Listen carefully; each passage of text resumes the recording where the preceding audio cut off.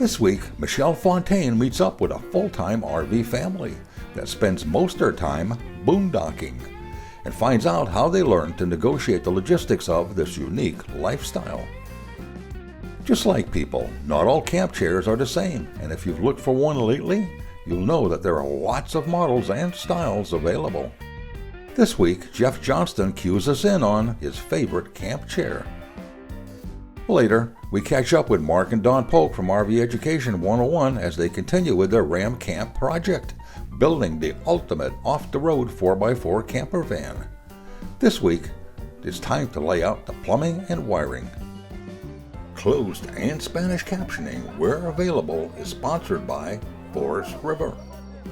Follow the river.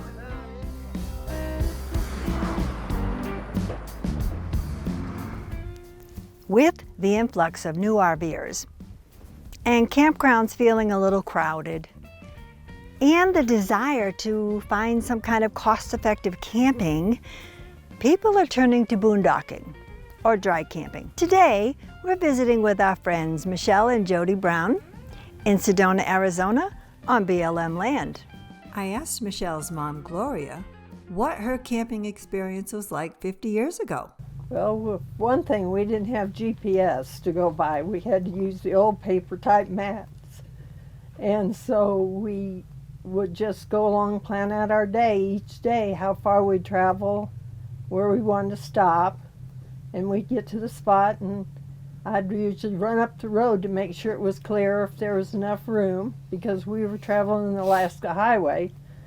So it was very scarce for gas stations or camping spots. And then if it was clear, I'd come back and get in the truck and we'd go down and dry camp. We'd never even hiked or done anything, and my brother goes to Glacier every year since 1996, and he finally got us to go up there in 2009. We fell in love with outdoors and the wild and that, and then we continued to go up there a lot. We've been to Glacier 8 times since then. Came across people living in their RVs full time, and me and Michelle started watching some and learning stuff and decided, hey, we're not that far away from retirement. We got to do what a lot of people don't. We lived in this while we were still working so that we could learn a lot more, and then we'd take it on, like out to Colorado for a couple weeks vacation each year, until we retired full-time and started January of 2020. We ended up purchasing a Heartland Gateway 3810 RLB. And the thing that was important to me, we looked for several years. We went to RV shows, we went to different states, we went to dealers, we looked extensively, researched, and we definitely wanted a bunk room. With us having 3 kids, and then with my mom, we always joked that it was her bedroom. But we wanted people to be able to come and enjoy our journey with us. So it was very important that we had a bunk room and a half bath so that they felt comfortable and they had their own area. And then another thing that was important to me was the kitchen. I wanted a separate kitchen where I wasn't looking at the TV through an island. And that was just a preference for me. So this one checked off those boxes. Well, I wanted a residential fridge. That was important. And we had good seating in there. And just obviously we had to figure out the truck size for pulling the weight of it. And well, you always had to look at that. We wanted a lot of storage, because it was our home. So, and at the time when we first started, it's like you don't know what you need to take with you and what you need to put in storage back home. So, and a washer and dryer was very important to me, because I did not, and I know people do it, but I just did not want to have to go to a laundromat all the time. I wanted to be able to throw a load of wash in and a load of, and dry it, because this is my home. And I wanted to have the conveniences of home. I asked Jody to explain the solar system they developed to provide enough wattage to live a comfortable life in their home off-grid. There's lots of detail here, And you can see the full version on our website, rvingtoday.tv. On the roof, we have 4 390-watt panels, and that's 1,560 total watts, 600 amp-hour batteries. And I actually last year found an extremely cheap way to run air conditioning. Well, most of your air conditioners on your RVs are 15,000 BTU or 13.5 BTU, which take about 3,500 watts to start. But once they're running, it's only 1,500 watts. I got a 3,000 watt inverter, which wouldn't be able to start it. And most people do. There's very few people with 4,000 watt inverters. So he told me to go to a plumbing supply warehouse and get this can called a hard boost, which is a booster capacitor. And it was only $10. And you just hook it to your capacitor and it brings your wattage down to about 2,200 watts to start. When we were traveling back from Glacier, Montana, across Nebraska in August, we have cats in the back, and it was getting too hot in there, so we would just drive with our one air conditioner on. You can only run one air conditioner at a time. They're set up to go throughout your whole vehicle. As long as you run it midday or afternoon or whatever when you got full sun, it won't even draw on the batteries. So some of the things I've done, I've just tried to make it feel more like a home. I've been able to hang pictures on the wall, glass frame pictures, and figured out Velcro strips that I can do that with, and they stay up great. I painted the walls. I'm still in the process of doing that. I've just taken it slowly, a little bit at a time. I put wallpaper in my bedroom. We took out a counter that we made it too narrow in there because we only have 3 slides and they're all on the other side. And so we took out a counter and added a butcher block wood table, pushed it against the wall, gave us additional storage. We've cut a hole in the wall that gets to this outside storage unit, and we put our kitty litter out there and our cat food. We took out the jackknife sofa that was in the back that was totally uncomfortable to sleep on. And we built a bed that can pull out and do 2 twin mattresses if we need it to be a king-size bed. Or if not, it's just pushed in and it's a twin. And we have storage underneath that.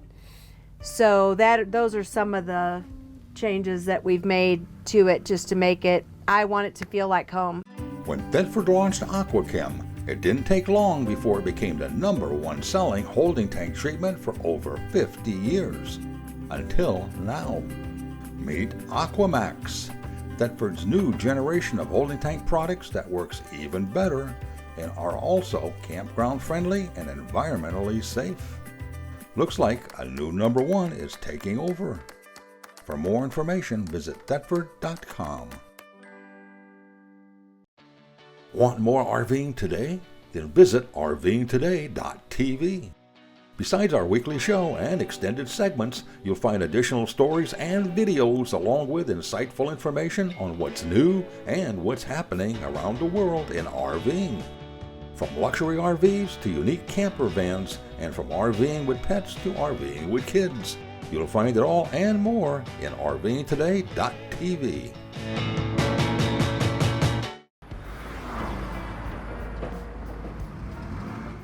With a 40-foot rig, let's find out how they find accessible spots to dry camp.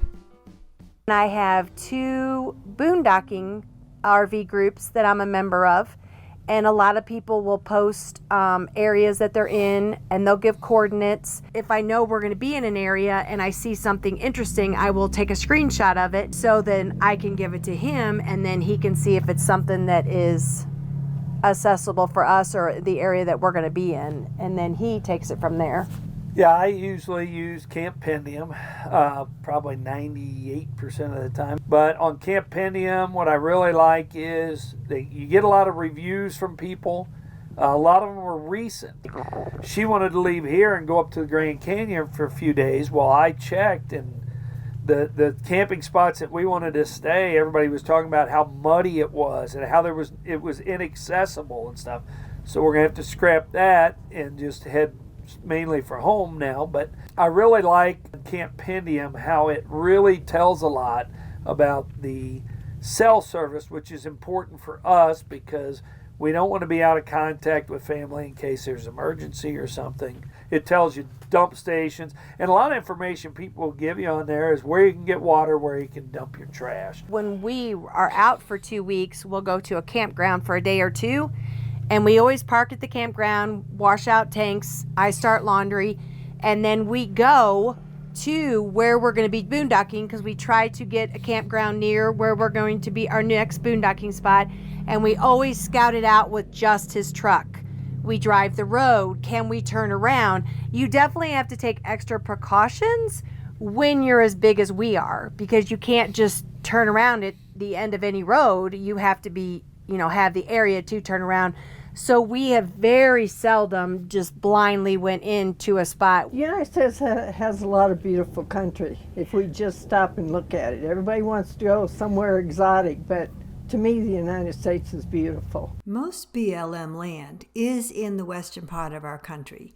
I wondered if Jody agreed. There really isn't. Honestly, you start getting into Kansas, Nebraska, and everything east of there, it's hard to find boondocking. There just isn't the land that there is out west. Out west, pretty much every state has a lot of public land, BLM land, Bureau of Land Management is what that stands for. BLM land, they have their own website that you can go to, and a national forest and that, to be able to see where you can actually camp, where there's actually some campgrounds, and that was some of our best campgrounds we stayed in, which were sort of half boondocking, half hookups, because some of them really didn't have any hookups at all, and then we'd come across some that for $5 you could have electric too. Sometimes our boondocking consists of staying in casino parking lots too. Yeah. Or when we were in Glacier Park, Montana, it's all reservation land where we stay, so we dry camp in a campground, so we don't pay for hookups. So there are many ways to boondock, not necessarily out, you might be in a parking lot, but that's what we had to do to see the redwoods in California. We stayed at a casino for 3 nights. And that information is also on Campendium. You can, not only does it do boondocking, it does non-hookups, some hookups, cost. There's farms. There's, where'd we stay at? Blue Heron, which is in Tillamook, Oregon. That was really neat to stay at, just out in their field. You can stay for free, all kinds of neat places other than just public land. We have a 10-and-a-half-year-old Great Dane that travels with us, and we have 2 cats. We always see the vet right before we go out on the road again, get him his checkup. He is on some maintenance medication. We get that at Walgreens. When we leave to go hiking or do whatever we want to do, is it going to get too hot in the fifth wheel? And so we were getting concerned about that. So it's called Temp Stick, and it's through Wi-Fi. So you do have to have internet, but I can check the temperature inside the fifth wheel at any point. So then if it starts to get too high, and it will alert us if it gets too high. So that's one of the things that we've done. We installed better fans to turn on when we leave to suck out any hot air. And then I bought him boots to put on his feet. So especially out in the desert with the cactus and all the rocks. And then for emergencies, we just had one a couple weeks ago. He cut his leg. We called several local vets. They told us about an emergency hospital. And so we went there and they got him taken care of. They are a little bit more expensive, but they were amazing. And, it's just something that you've got to do. You got to make sure that they're okay and well taken care of. Well, this has been a true pleasure. Thank you so much for sharing your lives with me today. Thank you. We really appreciate it. From off-the-road adventure camping to luxurious full-time RVing and everything in between, Forest River has the RV to fit your needs, budget, and outdoor lifestyle. To see our full line of trailers and motorhomes, visit forestriverinc.com. Forest River. Begin the journey. At Norco Norcoal, we realize that some of your favorite RV destinations are off the grid. And Norcoal refrigerators are uniquely designed with that RV experience in mind. We call it Freedom Unplugged. To learn more about our Norcoal RV refrigerator line or to find a dealer near you, visit our website at norcoal.com.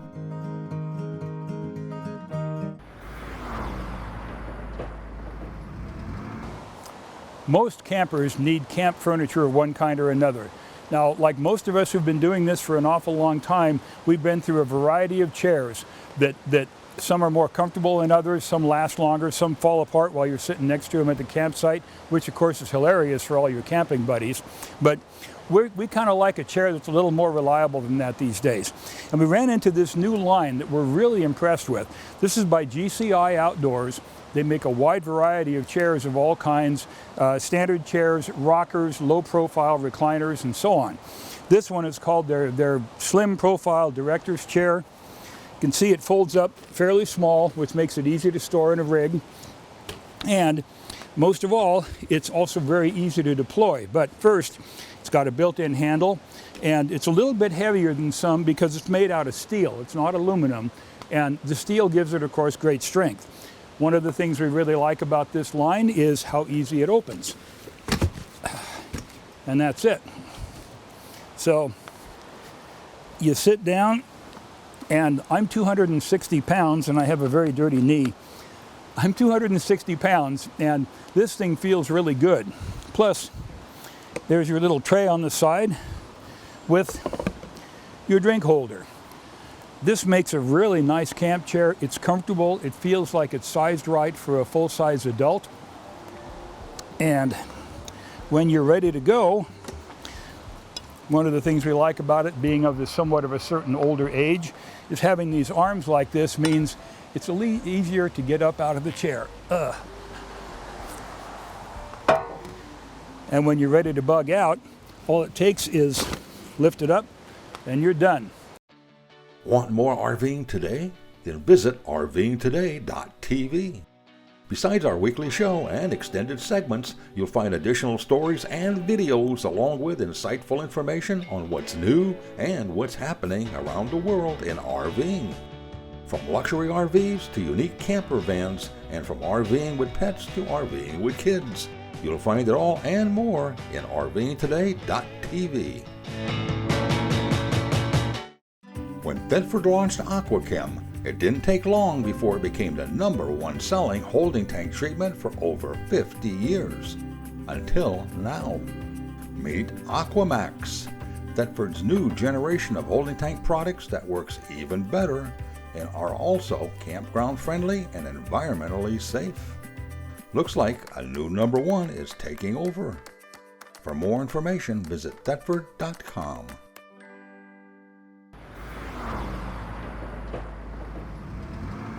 Welcome back to part 2 of our camper van renovation series dubbed the Ram Camp Project. In part 1, we finished all the mechanical work on the van, making sure it was safe for travel. Today, we're going to start on the van's interior by roughing in our 12 volt and 120 volt wiring and our hot and cold plumbing lines. It's important we get this right because after the walls and the ceiling are installed, it would be difficult to add more wiring or plumbing. So the first thing we did is decide how the van's interior will be laid out. After we knew where everything was located, I made a basic schematic of the wiring and plumbing for our Ram Camp project. As you can see, I made a few revisions as to what will go where in the van, but I think we finally have it figured out. Let's get busy. Mark always says measure twice and cut once. This is an important part of the Ram Camp build, so we want to get it right the first time. To help determine where things will go and what wiring and plumbing requirements we have, I purchased an inexpensive computer program that allows you to design the van's interior and exterior. After several different scenarios based on measurements, we had a floor plan. Then I moved it from paper to the van to make sure everything would fit. I wanted to finish any welding on the interior of the van prior to running any wiring or plumbing. I welded some extra bracing in for the walls, and I welded part of the bed frame in the van. We're going to use this old gym locker as the overhead cabinet in the van. First step is to sand it and prep it for paint. Then I'm going to weld a couple brackets on the back, weld the other brackets on the ribs that come down the walls on the inside of the van so we can mount it, and then I'll put some screws into the ribs to attach it permanently so there won't be any movement while we're driving down the road.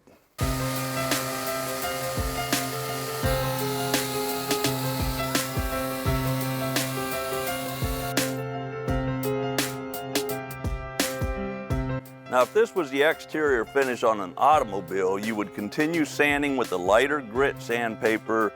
You would use some Bondo to fill in any small dents or scratches. You would do a final sanding, then you would prime it, sand it, and paint it.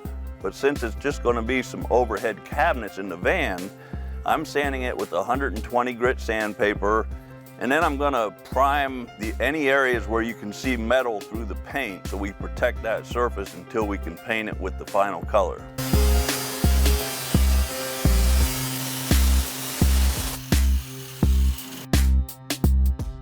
After that, I welded the brackets designed to support our overhead cabinet on both the cabinet and the upper wall, and I welded a rear brace in to level and attach the cabinet to the van wall. With that completed, we started on the wiring. When you start a wiring project like this, you first need to determine where the 12 volt and 120 volt wires need to be routed, and then determine how many circuits there are and what the load requirements are. This is necessary so you can select the proper size power center for the job. We reached out to our friends at WIFCO to help ensure the loads are calculated properly and to make sure we get the correct equipment. Our plans also include an inverter with solar for dry camping. Our friends at WIFCO showed me the proper method to determine the correct converter size. The first step is to determine the total 12 volt and 120 volt amperage requirements for the project, which for ours adds up to 50 amps. The first 20 amps is calculated at 100% for a total of 20 amps. The next 20 amps are calculated at 50% for a total of 10 amps. And the remaining amps are calculated at 25% for a total of 2.5 amps.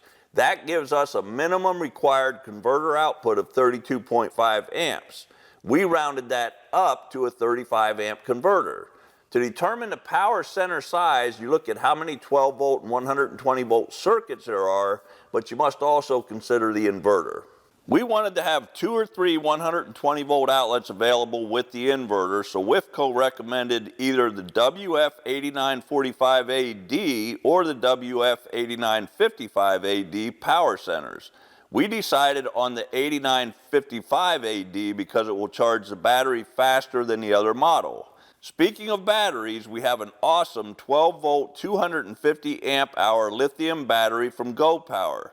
Yes, I said 250 amp hours. Unbelievable. And speaking of charging the battery, a great feature with this converter is WIFCO's new battery charging technology called AutoDetect. AutoDetect is a new patent-pending technology available from WIFCO. It detects lead acid or lithium-ion batteries and automatically changes the charging profile according to the type of battery it is. Lead acid, AGM, and lithium-type batteries all require different charging requirements. So we're good to go with charging our huge lithium battery when we're plugged into electricity. When we aren't plugged in, we have this Eclipse 190 watt solar kit with a second Eclipse 190 watt expansion panel to handle charging the battery. And we have this 2,000 watt inverter from our friends at GoPower. We have lots of wiring to do in our Ram Camp project van. I have 2 concerns about the 12 volt and 120 volt rough-in wiring. One is to make sure we run wiring to all the correct locations and don't forget anything. And 2 is keeping the wiring protected from any possible damage. To deal with my first concern, I made a list of every 12 volt and 120 volt component going into the van build. Then I took a Sharpie and tape and wrote the approximate location of every 12 volt and 120 volt component inside and outside the van. You can watch the full uncut version of many of these stories along with other additional videos, stories, and news on our website at rvingtoday.tv. This has been another fun production.